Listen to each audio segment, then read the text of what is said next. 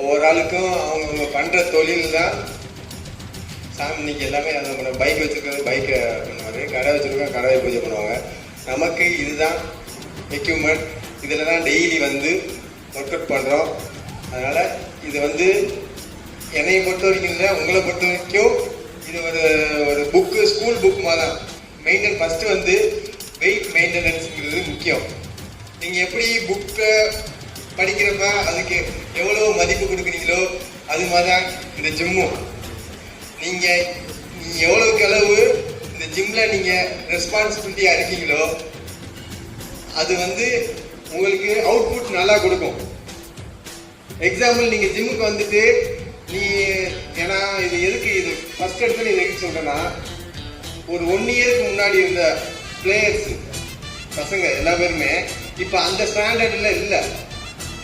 இது பொதுவான கருத்து. எப்படின்னா ஃபஸ்ட்டு வந்தாங்க, அவங்களுக்கு ஃபஸ்ட்டு வந்து இந்த ஜிம்மு தான் ஒரு அட்ராக்டிவாக இருந்துச்சு, வந்தாங்க, ஒரு ரிசல்ட்டு காமிச்சாங்க, ஸ்டேஜில் வின் பண்ணாங்க.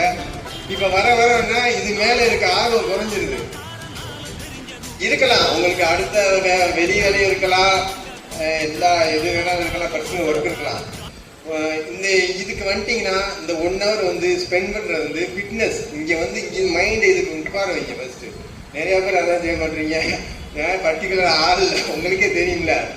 நிறைய பேர் ஃபஸ்ட்டு நான் ஒரு 1 year 2 years 3 yearsலாம் என்னன்னா எதுவுமே ஸ்ட்ரிக்டாக பிடிப்போம், யாரும் பேச மாட்டாங்க, வைக்க மாட்டாங்க, ஒர்க் அவுட் அவங்களாம் பண்ணிடுவாங்க.